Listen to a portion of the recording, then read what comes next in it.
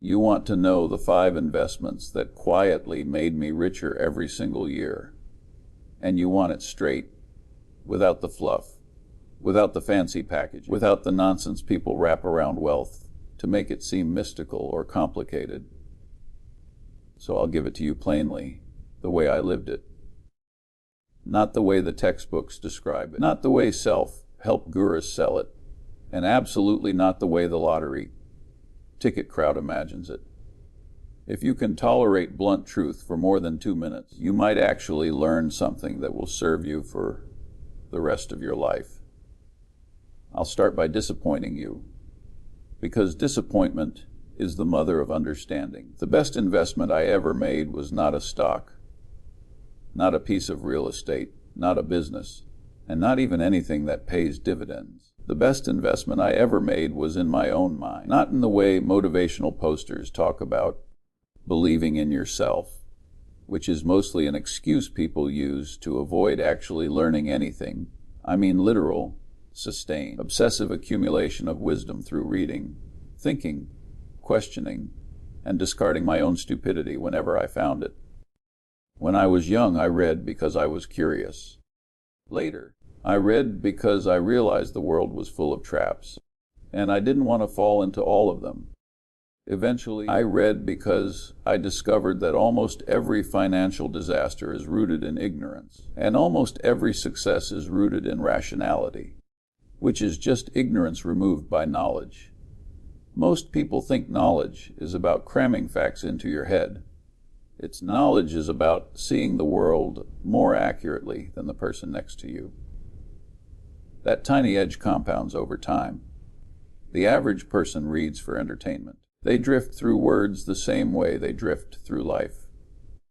Comfortably, passively, never challenging themselves. I read to improve the accuracy of my decision-making, and it turns out that if you make slightly better decisions than the next guy for 70 years straight, you end up so far ahead, he mistakes you for a genius. But it wasn't genius. It was cumulative advantage, built through a habit so boring most people quit after 2 weeks. When you go to bed every night a little wiser than you were that morning, the effect isn't noticeable tomorrow, or even next month. But 10 years later, people start calling you brilliant. And 50 years later, they call you one of the greatest investors who ever lived. I was never the smartest guy in the room. I simply tried harder and longer to avoid being stupid. If you walked into my house when I was 30, you wouldn't have found signs of wealth. No fancy cars, no glamorous lifestyle, nothing that looked impressive. What you would have found were books, stacks and stacks of books, and a man who spent more time with dead authors than living colleagues. People think reading is old-fashioned. That's why their results are old-fashioned. The modern world is drowning in information and starving for actual wisdom. And the only reliable filter for wisdom is reading selectively and constantly. The truth is, I didn't read to become rich. I read because I was curious about how things worked. I wanted to understand biology, psychology, physics, economics. Anything that explained why the world behaved the way it did. It turns out that the world rewards people who understand it better than others. You don't have to be brilliant. You just have to be less wrong than the crowd. Less emotional, less impulsive, less reactive. And reading helps with all of that. Now, reading doesn't look like an investment. It doesn't show up in your brokerage account. You can't measure it with a return percentage. But every great investment I ever made was the result of a connection my mind could make only because I'd filled it with thousands of mental models. One piece of information clicking with another to create clarity. Most of the world is foggy to people because they never built the mental equipment to see through. I invested in that equipment, quietly, patiently, relentlessly. Most people want the feeling of being smart, not the reality of becoming smart. They want shortcuts. I never liked shortcuts. Shortcuts are just long cuts disguised as progress. If you're not willing to read for decades, if you're not willing to confront your own stupidity repeatedly, if you're not willing to be bored while accumulating long-term advantage, then wealth will always seem like magic to you. And magic is just something you don't understand. That investment, strengthening my own mind, paid dividends every minute of my life. It protected me from stupidity. It helped me avoid bubbles, fads, scams, traps, and errors. Avoiding stupidity is more important than being brilliant, and far more achievable. People ruin their lives chasing brilliance when they could simply avoid being dumb and end up far ahead. Now, let me reveal something most people don't know about my early years. The first financial investment that really moved the needle for me wasn't stocks. Stocks came later, and I didn't even understand them deeply until I met Warren. My early wealth came from humble real estate deals while I was working as a lawyer. And when I say humble, I mean humble. This wasn't glamorous Beverly Hills property. It wasn't skyscrapers or shopping centers. It was small developments, ordinary properties, things normal people ignored because they weren't exciting. I did real estate because I understood it. I understood the law behind it. I understood how contracts worked. I understood how risk looked in that arena. And perhaps most importantly, I understood human behavior well enough to know that people will always need a place to live long before they understand what to invest in. So I picked something simple, something boring, something predictable, and I let it work for me. The smartest investment strategy you can adopt is starting with what you understand intimately. Most people start with the thing they understand least because it sounds exciting. That's why they lose. If you want excitement, go to a casino. If you want wealth, go where you have competence. Competence is a moat, and moats make money. Real estate gave me something stocks never could at that stage of my life stability. It grew slowly but steadily. It didn't require me to check prices every morning. It didn't tempt me to trade. It didn't ask me to be clever. It simply rewarded patience. I would improve a property, increase its value, collect the profits, reinvest, and repeat. And because I wasn't desperate, I made rational decisions. By the time I was in my mid-30s, I had accumulated serious wealth, not because I was brilliant, but because I wasn't trying to impress anyone. Humility builds wealth faster than ego. Real estate taught me to think long-term. It introduced me to leverage used responsibly. And perhaps most importantly, it gave me the financial cushion that later allowed me to invest in stocks without fear. Wealthy people invest from a place of calm. Everyone else invests from a place of anxiety. Anxiety ruins returns. Now, I didn't stick with real estate forever. Eventually, I outgrew it. Real estate is a hands-on business. Tenants complain. Toilets break. Cities regulate. Contractors disappoint. It pays well, but it demands attention. And I didn't want a life where my money grew only when I worked. I wanted a life where my money grew while I slept. That desire to create a system where time and money detached from one another pushed me into my third major investment, my own investment partnership.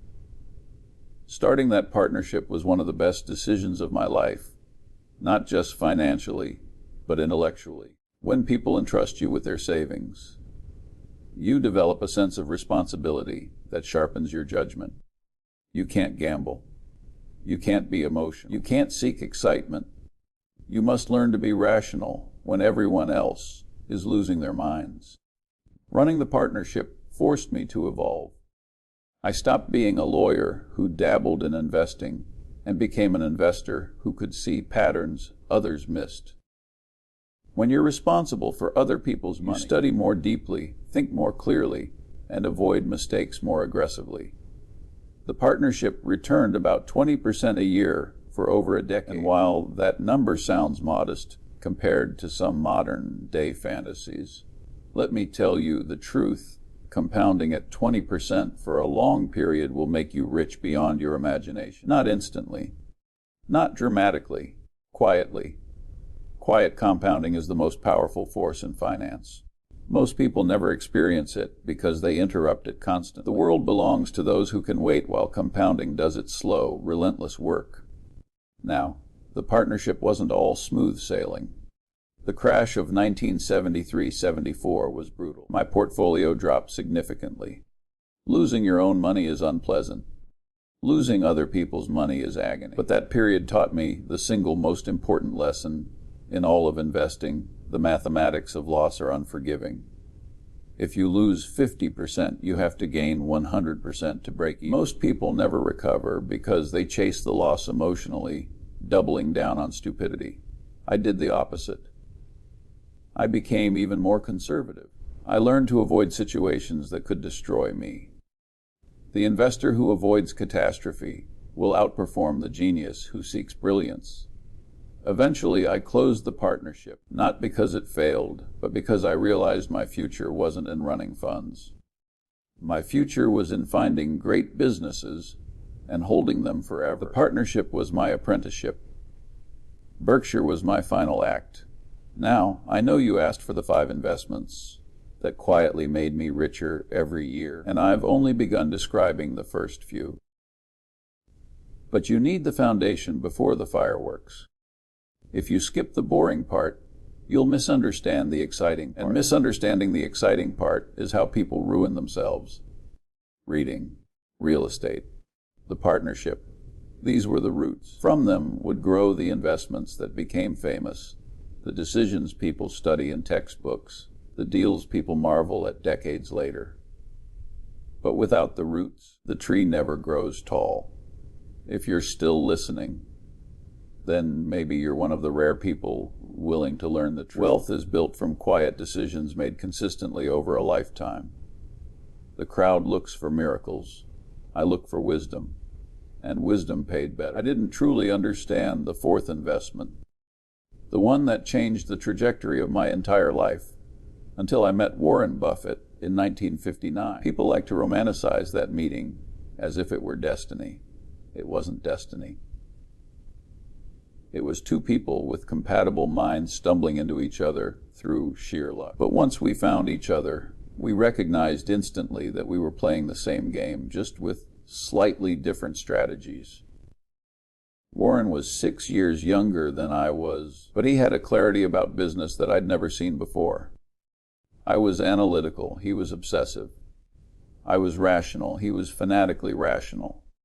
I liked reading, he devoured reading. I understood value. He breathed value as naturally as oxygen.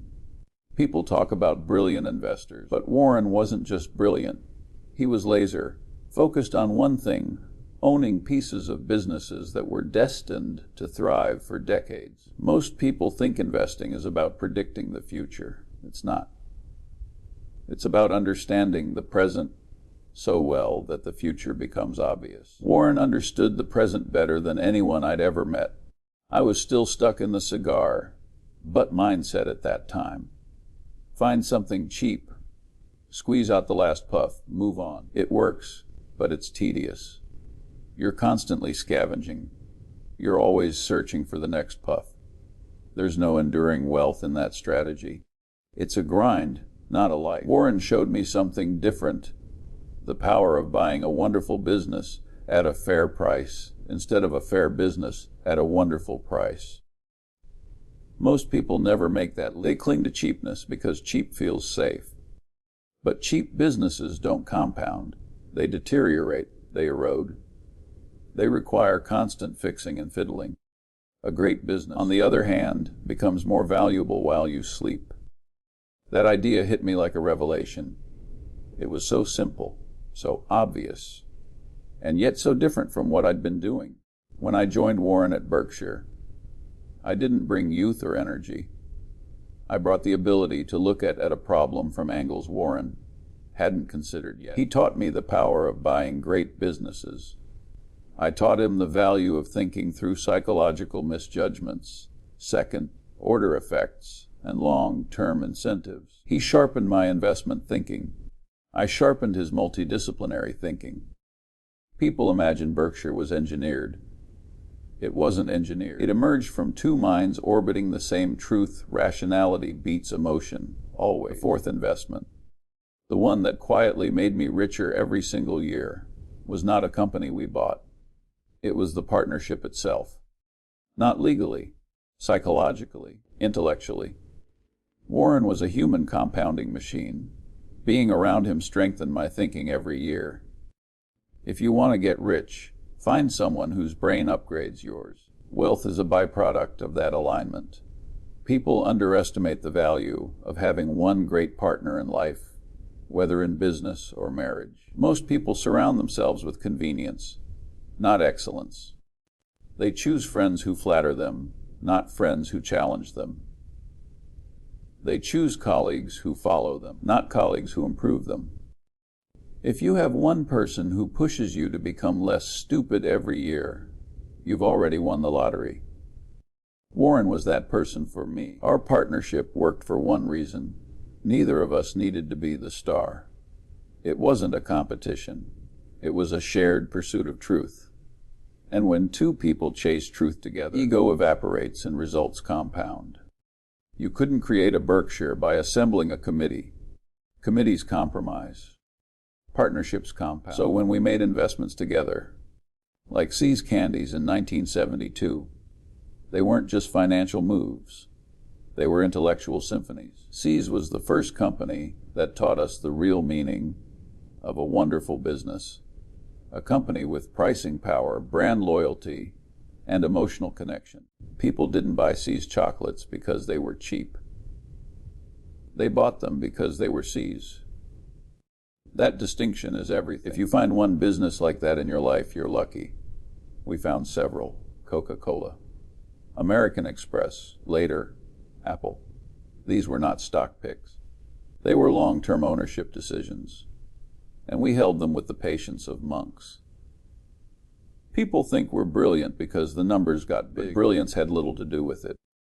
The real key was endurance. Everyone wants to be rich in 5 years.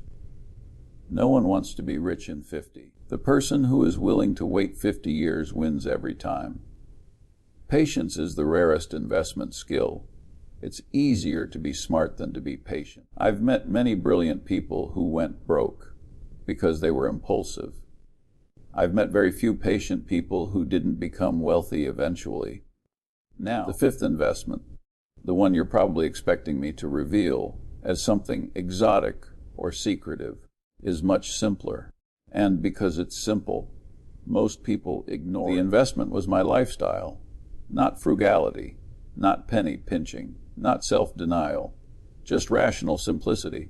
I didn't buy stupid things. I didn't chase status. I didn't inflate my expenses when my income grew. I lived in the same house for decades. I drove ordinary cars. I didn't need luxury because my self-worth wasn't attached to objects. My mind was my luxury. My freedom was my asset. My time was my treasure. Most people sabotage themselves financially by trying to look rich before they are rich.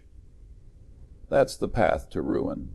The world is full of people who want admiration more than results. They spend their money trying to convince others they're successful. And then they wonder why they never achieve actual success. Wealth is what you don't see. The car you didn't buy. The vacation you didn't take. The renovation you skipped. The money you quietly saved instead of spending on dopamine. That gap between what you could afford and what you choose to spend, that gap is where wealth grows. My lifestyle amplified my investing. It gave me a margin of safety. It protected me from panic.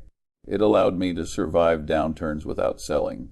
Simplicity isn't just peaceful, it's profitable. These 5 investments, my mind, real estate, my partnership, my relationship with Warren, and my simple lifestyle, weren't flashy. They didn't make headlines. They didn't make good cocktail party stories, but they worked. Quietly, relentlessly, consistently. Let me tell you something most people never discover. Wealth built quietly lasts. Wealth built loudly disappears. The emotional stability that comes from quiet compounding is a fortress. When you get rich slowly, you don't freak out when the market drops 30%. You don't panic when headlines scream. You don't suddenly change your strategy because your neighbor got lucky in crypto. You have a long horizon, and long horizons create calm minds. Calm minds make better decisions. Better decisions compound. That's the real formula. Not genius, not luck, not perfect time. Just a handful of intelligent decisions repeated over a very long period. Now, if you think I'm finished, you misunderstand how this works. The 5 investments weren't just actions. They were philosophies. And philosophies extend into every corner of life. Let me explain. One of the biggest misunderstandings people have about me is they think I was obsessed with money. I wasn't. I was obsessed with rationality. Money was just the scoreboard. What fascinated me was how humans consistently sabotage themselves. They let envy drive their decisions. They let fear dictate their behavior. They let short-term gratification overpower long-term advantage. They chase noise and ignore signal. If you want to know why I became wealthy, here's the simplest explanation you'll ever hear. I did fewer dumb things than most people. I avoided the catastrophe events, bad marriages, bad debts, addiction, impulsive decisions, reputation damage, envy-driven choices, and anything that had a chance of blowing me up financially or personally. Avoiding stupidity is easier than pursuing brilliance, and it's far more effective. If you eliminate the possibility of ruin, you give compounding a chance to work. The problem is people find avoiding stupidity boring. They want excitement. I wasn't looking for excitement. I was looking for freedom. Freedom comes from independence. Independence comes from avoiding anything that owns you. Debt owns you. Ego owns you. Luxury owns you. Status owns you. I avoided those traps like a man avoiding a tiger pit. And because I avoided them, I could think clearly. When you can think clearly, opportunities become obvious. Let me tell you a secret. The best investment decisions of my life were obvious at the time I made them. They weren't complicated. They didn't require genius. They required clarity. Most people never see obvious opportunities because their minds are cluttered with noise. Emotional noise, financial noise, social noise. A quiet mind sees things a loud mind misses. When I invested in See's Candies, it wasn't because of spreadsheets. It was because I understood people. I understood that a product intertwined with emotion has pricing power. I understood that when someone buys chocolates for their mother or their sweetheart, they're not buying sugar, they're buying affection. And affection doesn't discount. When we invested in Coca-Cola, it wasn't because we thought the formula would change. It was because we knew it wouldn't change. Predictability is underrated. People chase innovation. I chase inevitability. A century-old brand with global distribution and addictive taste. What more could you want? When we invested in Apple, it wasn't because we were tech geniuses. We aren't. It was because Apple wasn't a tech company. It was a consumer products company with a fanatical customer base and pricing power unmatched in modern times. Warren said something that captured the whole investment. It's the best business I know in the world. That's all you need to know. Now let me tell you something about the world that most people never accept. The greatest opportunities in life come disguised as boring truths. People ignore them because they want something exciting, complicated, or exotic. They don't want to hear that the secret to wealth is patience. They don't want to hear that the best investments are simple. They don't want to hear that the hard part isn't finding the right investment. It's sitting still while it compounds. The real work of investing is emotional. You don't get paid for activity. You get paid for not destroying your own compounding. You get paid for resisting stupidity. You get paid for not being the person who panics, who jumps from strategy to strategy, who can't sit still. In my life, I've seen people far smarter than me destroy themselves financially because they were impulsive, greedy, arrogant, or envious. They thought intelligence exempted them from discipline. It doesn't. Discipline beats intelligence when intelligence lacks discipline. If I could distill my entire philosophy into one sentence, it would be this: The world is full of foolish gamblers, and they will not do as well as the patient investor. The irony is that the gamblers think the patient investors are boring. That's fine. Boring made me rich. Excitement made them broke. Now, let me go deeper into something people rarely understand about me. I invested not to get rich. I invested because I respected the logic of compounding. Compounding isn't just a financial principle. It's a principle of life. Every thought compounds. Every habit compounds. Every choice compounds. Every relationship compounds. Every skill compounds. And every mistake compounds. When you understand compounding, you stop wasting time. You stop wasting energy. You stop wasting potential. You start treating every day like a chance to become slightly less stupid. And being less stupid is the strongest competitive advantage you can have. People always ask, Charlie, what's the fastest way to get rich? And I always give the same answer, slowly. They laugh. They think I'm joking. I'm not. The fastest way to get poor is to try to get rich fast. Now you might wonder why I'm spending so much time explaining these foundational principles. When you asked about 5 investments, it's because the investments don't make sense without the philosophy. Without the philosophy, the investments look like luck. With the philosophy, the investments look inevitable. Let me show you what I mean. If you take 2 equally intelligent people and give them the same investment opportunity, the patient one will end up rich and the impatient one will end up frustrated. The difference isn't intelligence. It's temperament. I've lived long enough to know that temperament determines destiny. Not talent, not IQ temperament. If you can remain stable while the world goes insane, you will do fine. But if you become insane when the world becomes insane, you will do poorly. The world swings between fear and greed with the reliability of a metronome. My job was simply not to join those swings. I didn't try to be smarter than the crowd. I tried to be more disciplined. Discipline is the rarest asset in the world because it can't be bought. It must be built. The reason my investments made me richer every year wasn't because I found something magical. It's because I rarely reversed course. I didn't jump ship when prices fell. I didn't sell winners to buy losers. I didn't reinvest dividends into trendy things. I held on. And holding on is harder than it sounds. It's psychologically painful to do nothing while others appear to be sprinting ahead. But if you keep your head long enough, you discover they weren't sprinting. They were burning fuel without direction. Now let me take you back to the early days of Berkshire, when the company wasn't a juggernaut but a struggling textile mill. Most people imagine we bought it because we saw a path to riches. Wrong. It was a mistake. A stupid mistake. Warren will tell you it was the worst investment of his career. But what made Berkshire special wasn't the textile business. It was our refusal to repeat the mistake. We took the cash generated by the declining textile business and put it into good businesses instead of trying to save a doomed one. That's a lesson everyone should learn. Don't throw money into dying things because your ego doesn't want to admit defeat. Accept the loss, redirect the capital, and move on. Berkshire became a powerhouse because we used it as a vehicle to buy wonderful businesses and never sell them. We built something unique, a structure that allowed compounding to operate undisturbed for decades.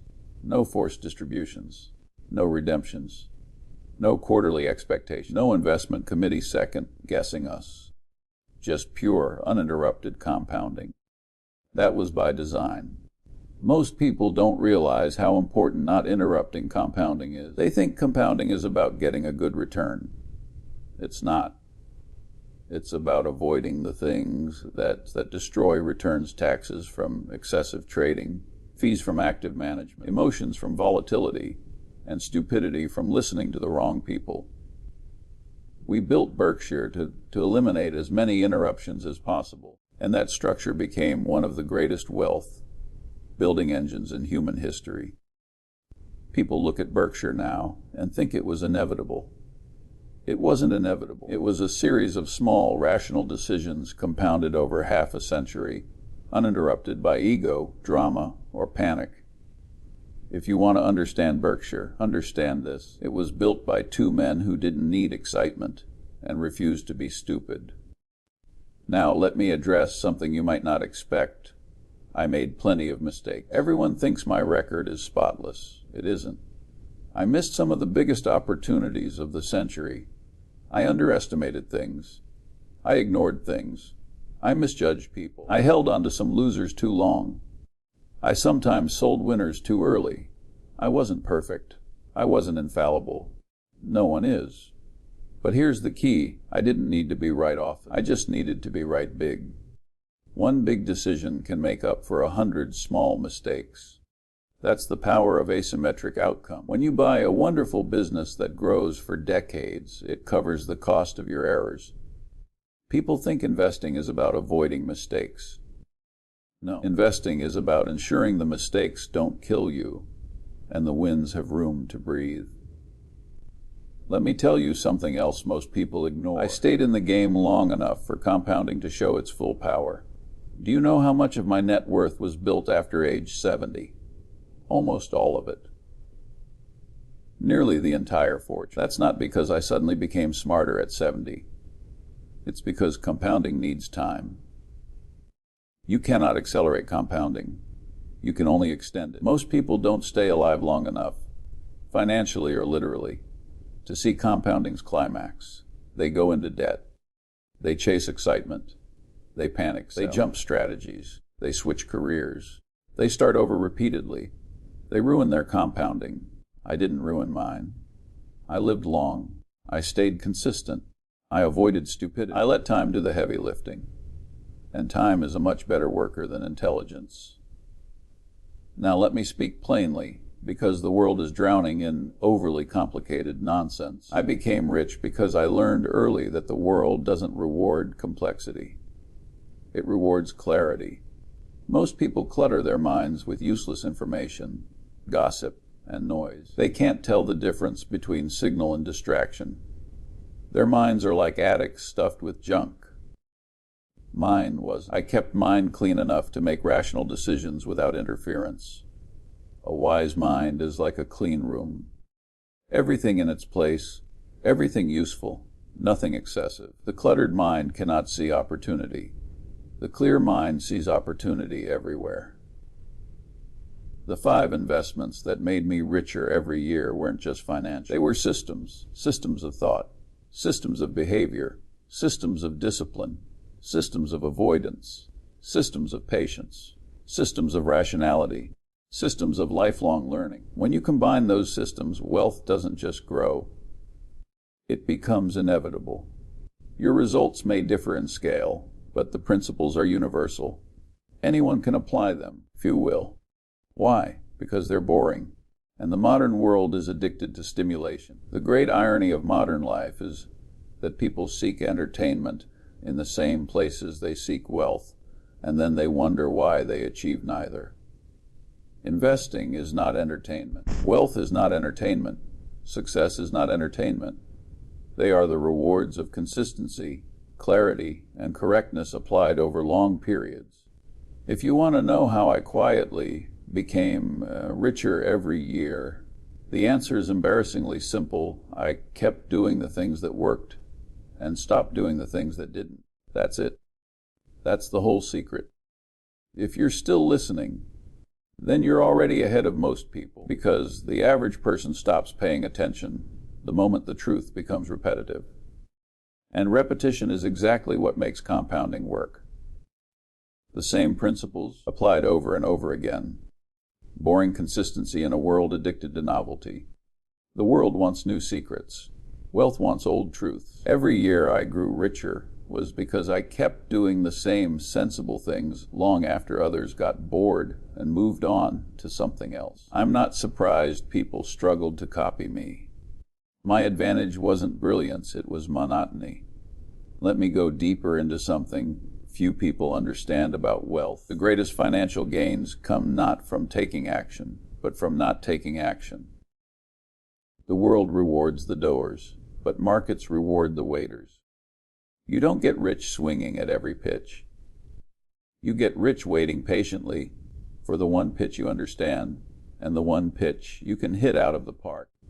Everyone knows this intellectually, but very few can behave accordingly, because waiting looks indistinguishable from doing nothing, and doing nothing is intolerable for most people. I mastered the art of sitting on my ass.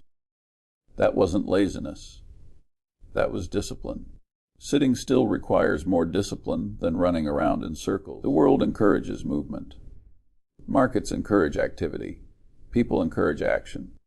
But compounding encourages stillness. Most investors sabotage themselves because they cannot bear the tension of inactivity. They feel guilty doing nothing. They feel the need to justify their existence through constant motion. But motion is not achievement.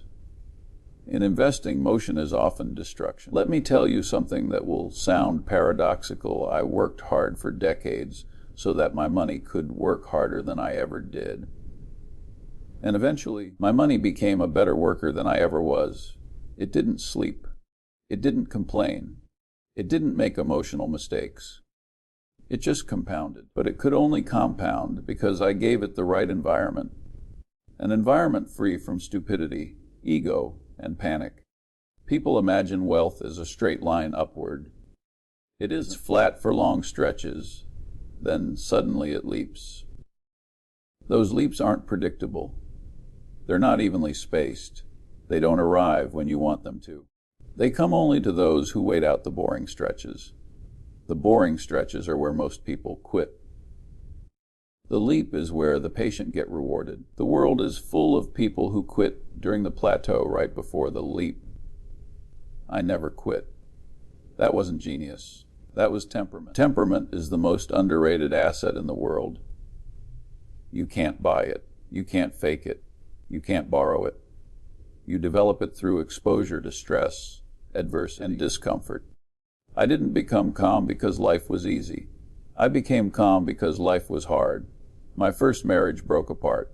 My son died. I nearly went blind. I hit financial lows most people don't survive. Hardship either destroys you or strengthens you. It hardened me. It stripped away the unnecessary. It clarified what mattered. It made me immune to small annoyances and resistant to large shocks. Temperament built through suffering becomes the most durable form of temperament, and durable temperament produces durable wealth. People imagine my life as a series of intelligent investments. They forget it was also a series of emotional challenges. Every time I survived a challenge, my capacity for patience increased. The markets test your patience constantly. Life tests it even more. If you develop patience in life, you bring it to investing. If you lack patience in life, you will definitely lack it in investing. Your financial behavior reflects your emotional discipline. That's why I tell people fix your life, and your investing will fix itself. A chaotic life creates chaotic decisions. A calm life creates calm decisions. Now let me address something else most people misunderstand. Wealth requires the right environment. I'm not talking about politics or economics. I'm talking about the environment inside your own head. A hostile mind will destroy your portfolio long before the market does. A mind full of envy sees other people's wins as an attack on its own potential. A mind full of fear expects disaster in every shadow. A mind full of greed rushes into danger without considering consequences. A mind full of impatience forces opportunities that don't exist. You don't invest with money. You invest with your mind. If the mind is polluted, the portfolio will be polluted. This is why I say reading was my greatest investment. Reading purified my mind. It made me less emotional, less reactive, less vulnerable to nonsense. It taught me how the world works. But more importantly, it taught me how people behave. And understanding human behavior is far more important than understanding financial models. Financial models assume rationality. Humans are irrational. The market is irrational. The world is irrational. If you rely on rational models to navigate an irrational world, you will crash. You need a psychological model, not just a financial one. My edge wasn't mathematical. It was psychological. I understood why people do stupid things. And once you understand stupidity, avoiding it becomes second nature. People talk about risk as if it's something inherent in assets. Risk isn't in assets. Risk is in people. A stock doesn't become risky because its price falls. A stock becomes risky because the owner panics. Real estate doesn't become risky because the market dips. It becomes risky when the owner is over-leveraged. Risk is not a number. Risk is a behavior. If you behave well, risk shrinks. If you behave poorly, risk expands. Most financial disasters are behavioral, not analytical. You want to know how I became richer every year. I didn't allow my behavior to change with the market. The market's mood swings didn't affect my mood swings because my mood didn't swing. I was steady when the world shook. That steadiness was my edge. Now let me reveal the most counterintuitive truth about my wealth. I rarely chased returns. I chased reliability. A 12% return you can count on is far superior to a 30% return that might disappear next year. People chase high returns and end up with low returns. I chased modest, reliable returns and ended up with extraordinary returns. That's the paradox of compounding. Slow, steady compounding outperforms fast. Volatile compounding because slow compounding survives. And survival is the primary rule. Everything else is secondary. If you survive long enough, you get rich. If you fail to survive, you don't get a second chance. That's why I avoided leverage like the plague. Leverage turns temporary volatility into permanent loss. I wasn't interested in temporary boosts. I was interested in permanent progress. Let me tell you something even more surprising. I didn't need to be an optimist to become rich. People assume investors must be optimists. I wasn't. I was a practical realist. I knew the world was full of problems, incompetence, and stupidity. But I also knew there were a handful of brilliant businesses run by competent people selling essential products. I didn't need the whole world to be good. I just needed a few good businesses. Most people won't get rich because they believe the whole world has to go right. I got rich because I only needed a few things to go right. This brings me to another principle that guided my entire life. The best opportunities are rare. And because they are rare, you must bet heavily when you find them. Diversification is protection against ignorance. If you know what you're doing, it's unnecessary. When you find a truly wonderful business, you don't sprinkle money on it. You pour money into it. You load up. You commit. People spread their money thin because they don't trust their own judgment. I trusted mine. Not because I was arrogant, but because I did the work. I read. I analyzed. I waited. I studied great businesses the way a biologist studies a specimen. Carefully, patiently, methodically. When you understand something deeply, concentration becomes rational. When you understand something superficially, concentration becomes dangerous. The world is full of superficial investors. That's why they diversify into oblivion. If you own 50 stocks, you don't own anything. You're just collecting names. Concentration made me rich. Patience kept me rich. And rationality protected me from becoming poor again. That tripod, concentration, patience, rationality, is more powerful than any algorithm or hedge fund strategy. Now let me speak plainly about something else. I didn't try to outperform Warren. That would have been idiotic. He was a force of nature. My job wasn't to compete with him. My job was to complement him. That's the beauty of a good partnership. You don't try to be the same person. You maximize each other's strengths. Warren taught me the power of wonderful businesses. I taught him the importance of psychology, incentives, and avoiding mistakes. People admire our partnership because of the results. But the real magic was in how we thought together. We argued constructively. We challenged each other.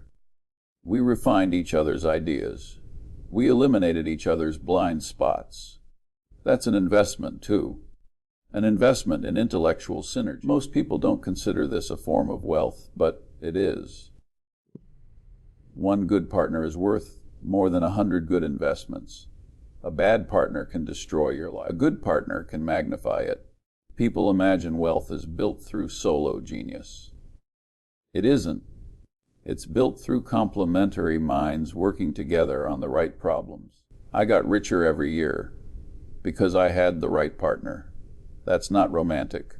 That's practical. If you want to succeed, choose your associations carefully. You become like the people you spend time with. Spend time with idiots, you become an idiot. Spend time with rational thinkers, you become rational too. Now let me turn to something almost no one talks about, the role of age in compounding.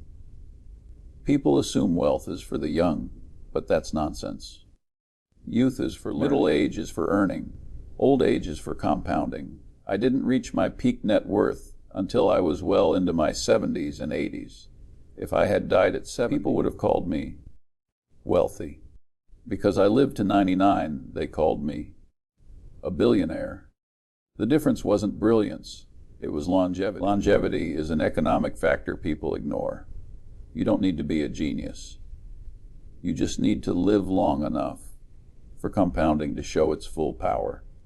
That means staying healthy, avoiding reckless risks, and protecting your peace. Bad health ruins compounding. Bad marriages ruin compounding. Bad addictions ruin compounding. Bad temper ruins compounding. Everything affects everything. A disciplined life produces disciplined results. If you want wealth, treat your body like an asset. Treat your mind like an asset. Treat your reputation like an asset. Protect them fiercely. They are the engines of compounding. Money compounds because your mind compounds. Your mind compounds because your habits compound.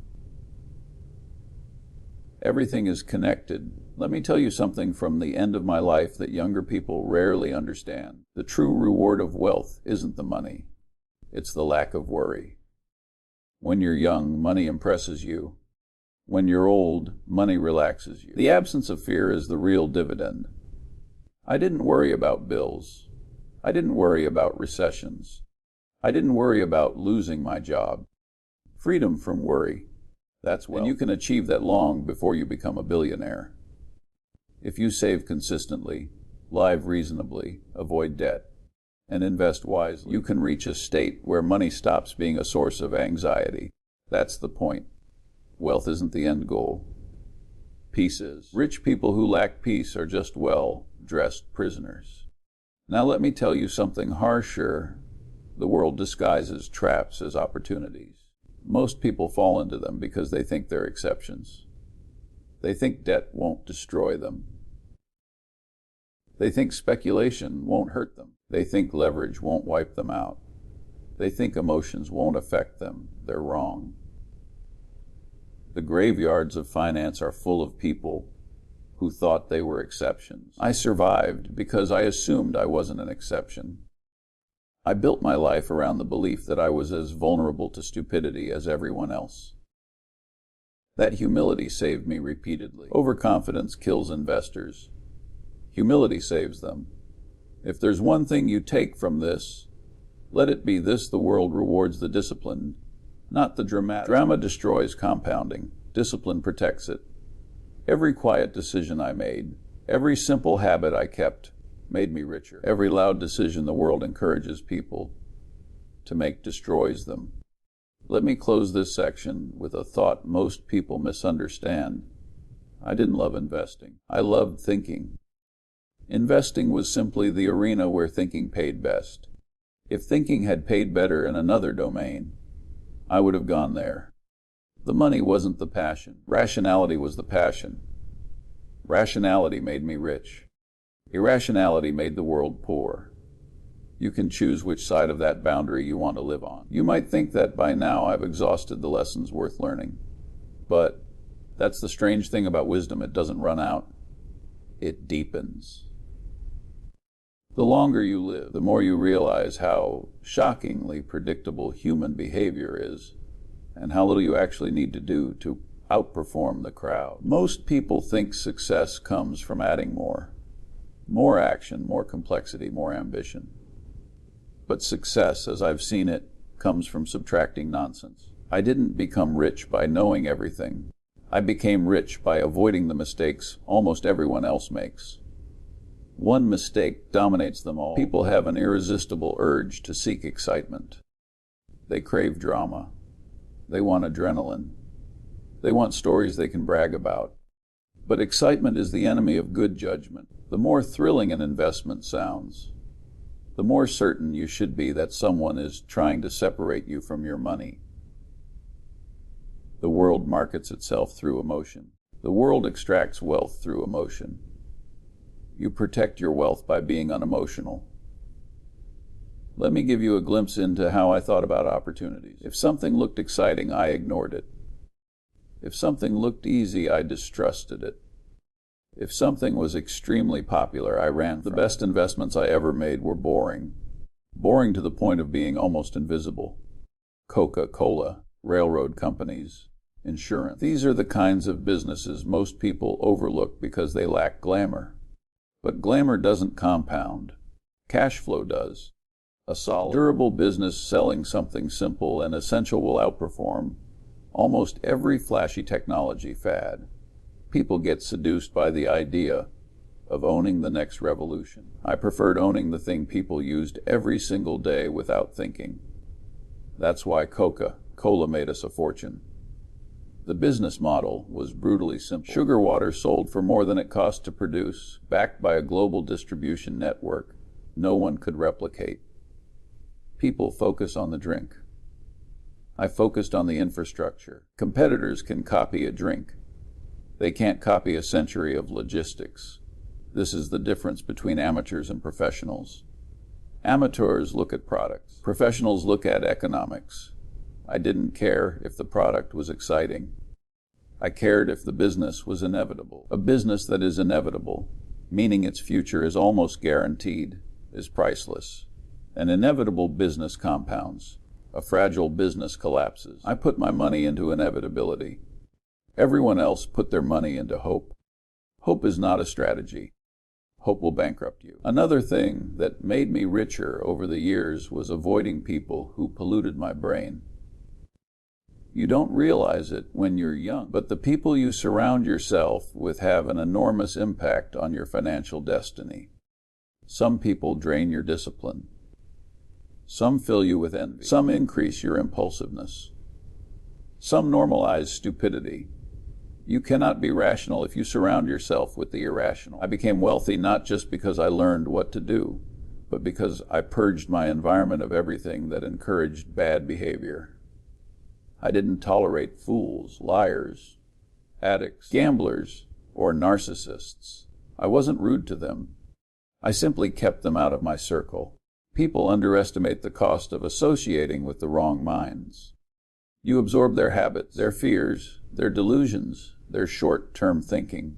A single foolish voice in your inner circle can undo decades of progress. I chose my friends the same way I chose investments, carefully and rarely. The best friend is one who encourages rationality and discourages self-delusion. Warren and I did that for each other. We held each other to a high intellectual standard. If he said something idiotic, I challenged him. If I said something idiotic, he challenged me. That mutual accountability prevented us from drifting into stupidity. Most people drift into stupidity because no one around them has the courage to tell them the truth.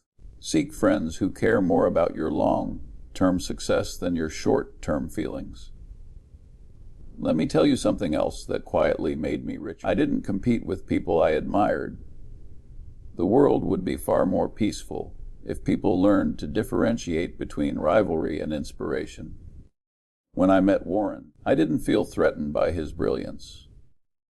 I saw someone whose strengths complemented mine. Most people let envy interfere. They see someone doing well and think, why not me? But envy is the silliest emotion. It's also one of the most destructive. Envy doesn't just make you miserable, it makes you irrational. Envy is incompatible with intelligent investing. It pushes you to chase what others have, not what you understand. It forces you into comparisons that have no relevance to your own goals. The quickest way to become poor is to compare yourself to someone richer. The quickest way to stay poor is to keep doing it. I didn't compare my returns to Warren's. That would have made me miserable. He outperformed me financially. So what? I had my own game, my own life, my own goals. If you spend your life competing with someone who isn't even thinking about you, you'll lose every time. Envy distracts you from compounding your own advantages. Eliminate envy, and your mind becomes clear enough to recognize where your true strengths lie. Another factor that quietly compounded my wealth was my attitude toward mistakes. Most people try to hide their mistakes. I hunted mine down. I studied them the way a surgeon studies pathology. I didn't want comforting lies. I wanted cold truth. If I made a mistake, I asked, what does this reveal about my thinking process? A mistake is only harmful if you don't learn from it. Every time I corrected an error in my thinking, my future decision-making improved. Over decades, that improvement compounded into better investments, fewer losses, and more clarity. Let me give you a blunt truth. You don't need to be brilliant to become wealthy. You just need to avoid being consistently stupid. And the easiest way to avoid being stupid is to learn from other people's stupidity. That's why I read so much history. Human nature doesn't change. The mistakes people made 1,000 years ago are the same mistakes they make today. Impatience, greed, arrogance, ignorance, timeless traps. If you understand the pattern, you can sidestep them. Most people don't bother to study anything. They prefer to learn by touching the stove themselves. That's why they get burned. Studying stupidity is far more valuable than studying success. Success can be luck. Stupidity is always reliable. Another quiet factor in my compounding was the refusal to live above my means. It's not sexy. It's not glamorous, but it works. You cannot build wealth if lifestyle inflation eats your compounding. A bigger house doesn't make you smarter. A nicer car doesn't improve your temperament. A luxury vacation doesn't expand your circle of competence. Lifestyle inflation is the enemy of freedom. It locks you into a cycle of needing more to feel satisfied. I lived below my means not because I was frugal, but because I was rational. Every dollar I didn't waste became a soldier for my future. Every soldier I sent into the world brought back more soldiers. Eventually, the army of dollars grew large enough that it didn't matter what I spent. But that freedom was only possible because I delayed gratification long enough for compounding to work its magic. People ruin compounding by demanding excitement. They ruin saving by demanding comfort. They ruin investing by demanding speed. A quiet financial life is a rich financial life. Let me turn to another overlooked driver of wealth. I ignored 99% of financial news. I didn't pay attention to daily stock quotes. I didn't watch Wall Street television. I didn't read predictions. Predictions are poison. The world is full of highly intelligent people saying highly idiotic things with complete confidence. Predictions feed the illusion of certainty, and the illusion of certainty is dangerous. The future is inherently unpredictable. The only thing you can predict is human behavior. I invested in businesses I understood, run by people I trusted, selling products that were essential. Once I confirmed the fundamentals, daily news became irrelevant. If Coca-Cola sold billions of drinks last year, it was extremely likely to sell billions this year. That didn't require a forecast. That required common sense. Forecasting is what people do when they're too impatient to wait for the obvious. Another factor that compounded for me, I spent a lifetime building good judgment. Good judgment is painfully rare. People often ask how to develop it. The answer is simple but not easy. You accumulate experience.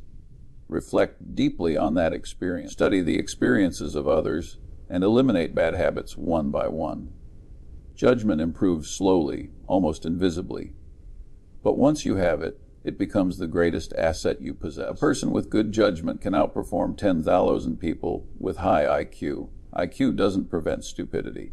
Judgment does. Good judgment prevented me from investing in things I didn't understand. It prevented me from trusting people who didn't deserve trust.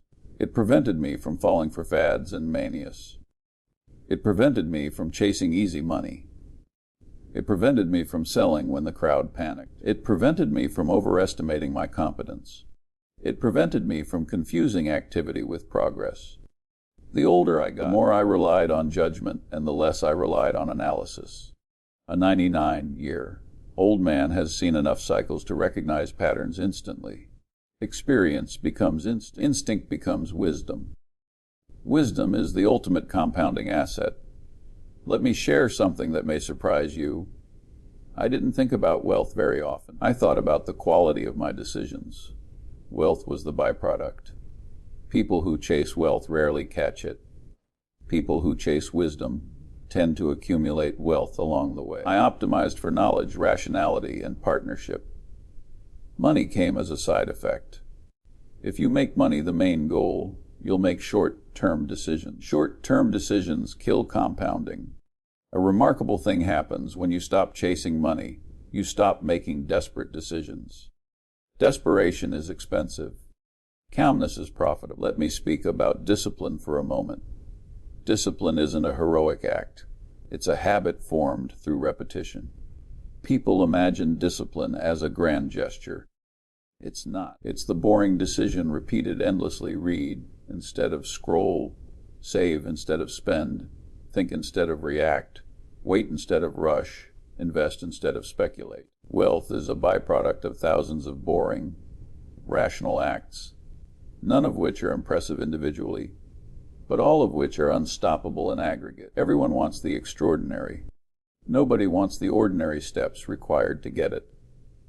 Now let me touch on one of the final elements that quietly compounded my wealth. I avoided anger. Anger is the most expensive emotion. It clouds judgment, burns bridges, destroys partnerships, and leads to permanent decisions made from temporary feelings. I've seen businessmen lose fortunes, not because they made a bad investment, but because they got angry at the wrong moment. They sued when they should have compromised. They retaliated when they should have ignored. They acted emotionally when they should have remained rational. I didn't let anger control me, not because I was saintly, but because I was practical. Anger is a tax on your intelligence. I refuse to pay it. When you eliminate anger, envy, fear, jealousy, arrogance, and impulsiveness, you discover something surprising. Wealth builds itself. You simply get out of your own way. Compounding does the heavy lifting. Rationality does the steering. Time does the multiplying. I became richer every year, not because I was extraordinary, but because I lived my life in a way that allowed compounding to work uninterrupted. People interrupt compounding with ego, distraction, stupidity, and emotion.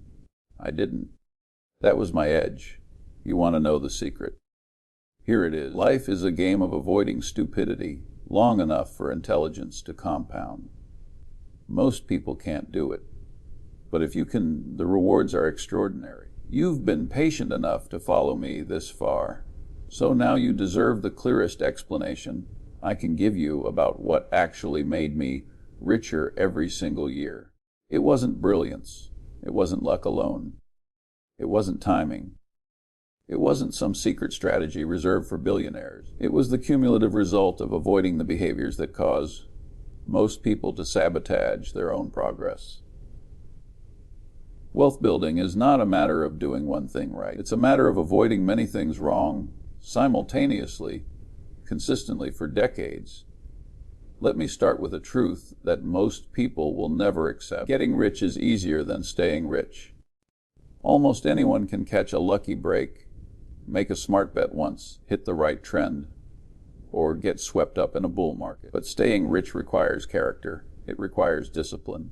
It requires humility. It requires the ability to do nothing when everyone around you is screaming for action. Most people aren't wired for that.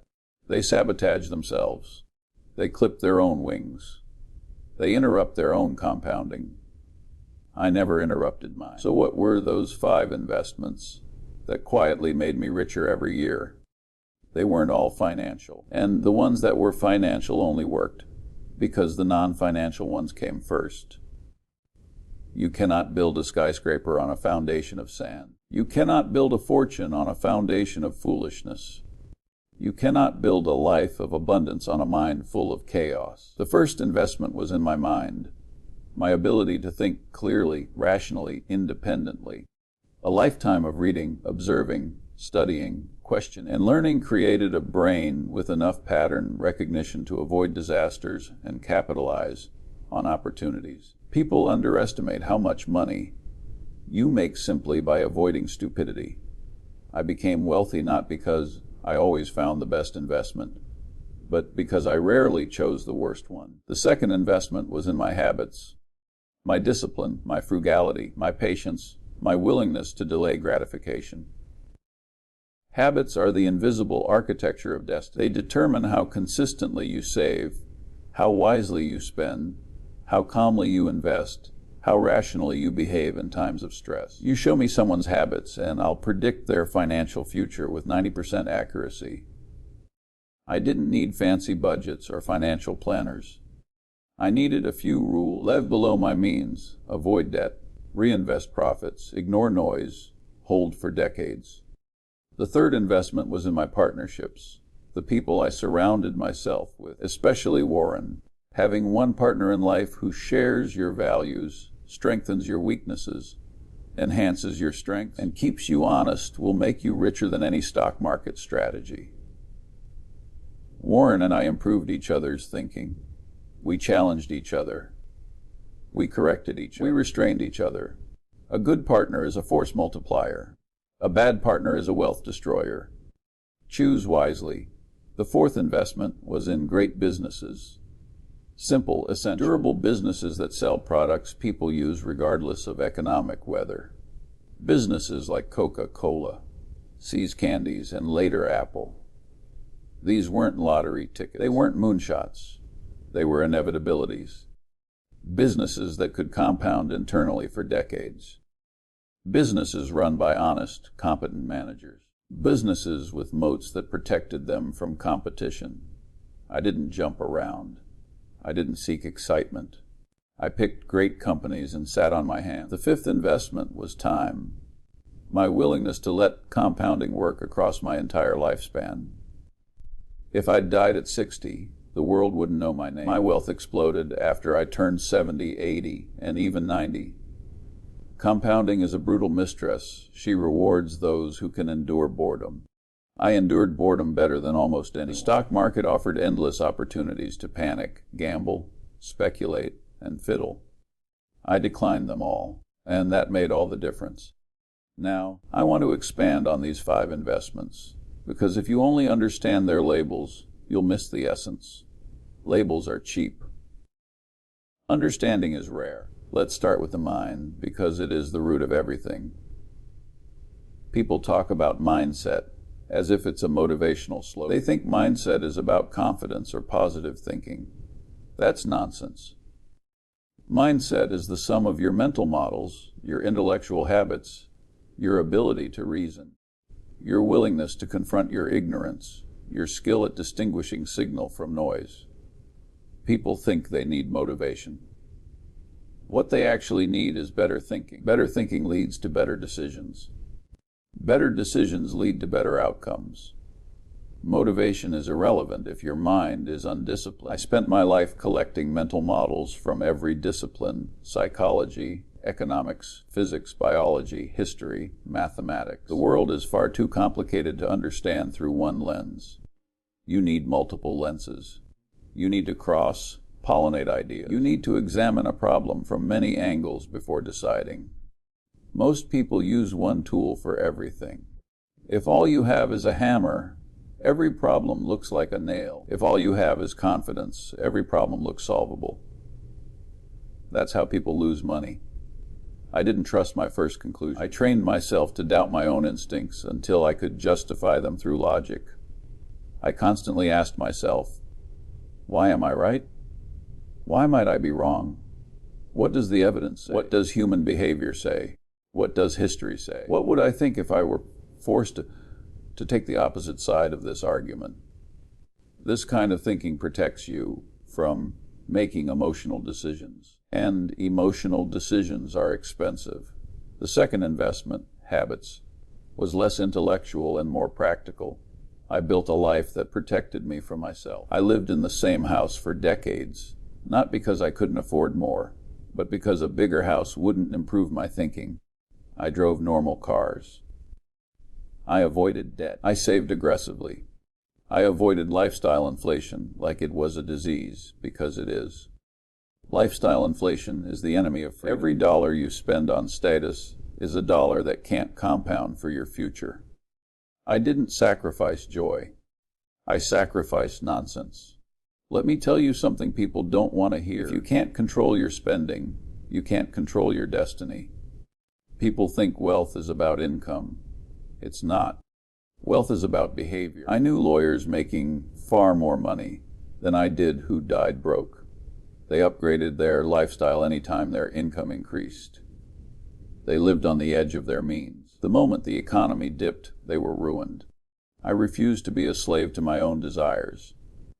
Freedom tastes better than luxury. The third investment, partnerships, was the most underappreciated source of my wealth. Warren was more than a business partner. He was a thinking partner. Our conversations sharpened us. We could sit for hours dissecting a decision, debating principles, refining our reasoning. We learned from each other.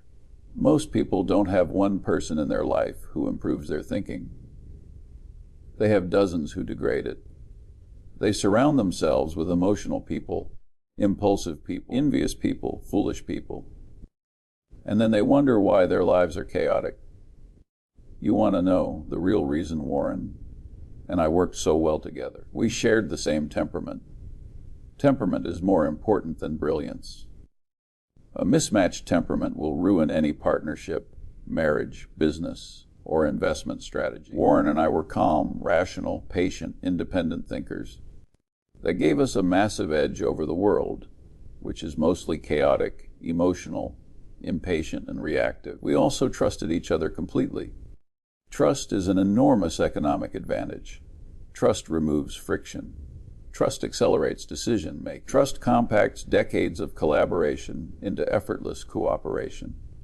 If you find one person in your life you can trust as deeply as I trusted Warren, you have won the social lottery. The fourth investment, great businesses, was the most visible to the world, but the least glamorous in practice.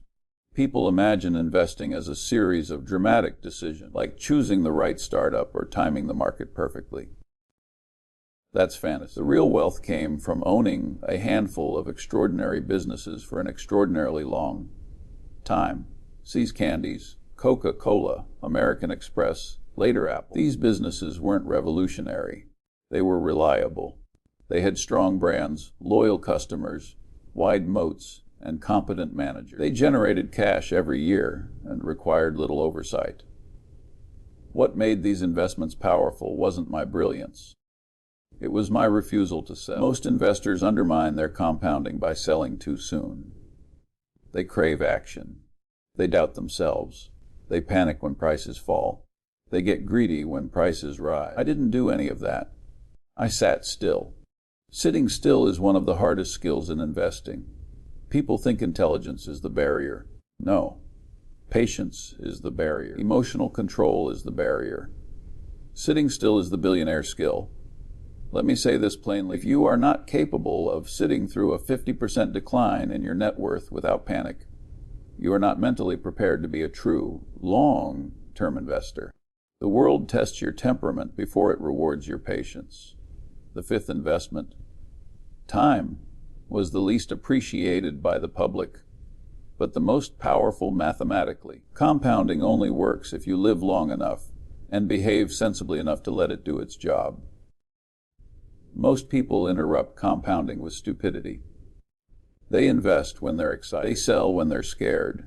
They trade constantly. They react to headlines. They try to impress others. All of this destroys time. And time is the ingredient compounding needs most. Let me give you a fact the world doesn't like to admit. More than 90% of my net worth came after the age of 70. Not because I suddenly became smarter, but because compounding finally hit its exponential curve. If you want compounding to work for you, you must survive, financially, emotionally, and literally. That means avoiding ruin. That means avoiding catastrophic decisions. That means avoiding high-risk bets. That means avoiding leverage. That means avoiding addictions, bad marriages, toxic people, destructive habits, and anything that shortens your life or your patience. Survival is underrated. Staying alive and staying solvent are the two most important disciplines in wealth building. Now, let me turn to something most people misunderstand about wealth. It doesn't change who you are. It amplifies who you already are. If you're foolish, wealth amplifies your foolishness. If you're rational, wealth amplifies your rationality. If you're generous, wealth makes you more generous. If you're selfish, wealth makes you more selfish. Wealth is a magnifier, not a transformer. I was fortunate enough to be a rational person before the money came. So when the money arrived, it simply allowed me to practice rationality at a larger scale. I didn't become greedy. I didn't chase extremes. I didn't show off.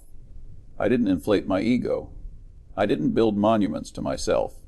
Wealth gave me independence, not indulgence. One of the most important things I ever learned is that money has diminishing returns beyond a certain point. Once you have enough to live comfortably and invest prudently, the incremental utility of additional wealth declines sharply. Chasing more for the sake of more is a fool's game. I saw many wealthy people who were miserable because they never knew when to stop. They treated wealth like a scoreboard, not a tool for freedom. That mindset leads to endless dissatisfaction. I didn't need to be the richest man in the world. I needed to be the master of my own time and decisions. Wealth gave me, the rest was optional. I also learned that generosity compounds, just like money does. I gave away more than most people realize, not because I wanted praise, but because generosity cleans the soul. It reminds you that money is not the point of living. Money is simply a tool to reduce misery, yours and others. Helping people is a luxury only rationality can afford. Foolish people can't help anyone because they're too busy cleaning up their own mess. Let me give you a piece of advice I rarely say out loud. The greatest happiness in life comes from the absence of stupidity, not the pursuit of pleasure. Pleasure fades, stupidity lingers. Remove stupidity from your life. Stupid spending, stupid people, stupid habits, stupid risks, stupid conflicts, and what remains is a kind of calm prosperity that money alone cannot buy. I've lived long enough to see people rise and fall, prosper and perish, succeed and self-destruct. The difference between those who thrive and those who fail is rarely intelligence. It's temperament. Temperament determines whether you can handle stress, resist temptation, delay gratification, accept reality, learn from mistakes, and stay rational when the world becomes irrational. Temperament is destiny. Let me close by telling you something simple but profound. You are not too late. People think they need to start at 20 to succeed. That's nonsense. I started my serious investing at nearly 40. Warren started Berkshire in his mid-30s. Many great fortunes were built after people turned 50. The key is to start thinking correctly. Time is generous when you behave correctly and ruthless when you behave foolishly. If you want to become wealthy or just avoid poverty, focus on these truths, educate your mind, build good habits, choose your partners wisely, own great business. Let time work for you, not against you. Avoid envy. Avoid arrogance. Avoid greed. Avoid stupidity. Read relentlessly. Think independently. Live below your means. Save more than you spend. Invest patiently. Sit on your hands when tempted. Ignore noise. Seek wisdom. Stay alive. Stay rational. Stay humble. You won't become. There won't be another me, but you can become a smarter, calmer, wiser version of yourself. And that version of you will be far richer, financially and emotionally, than the version chasing shortcuts. If you want to know the truth of how I became richer every year, here it is in one final sentence. I behaved rationally for longer than most people can imagine.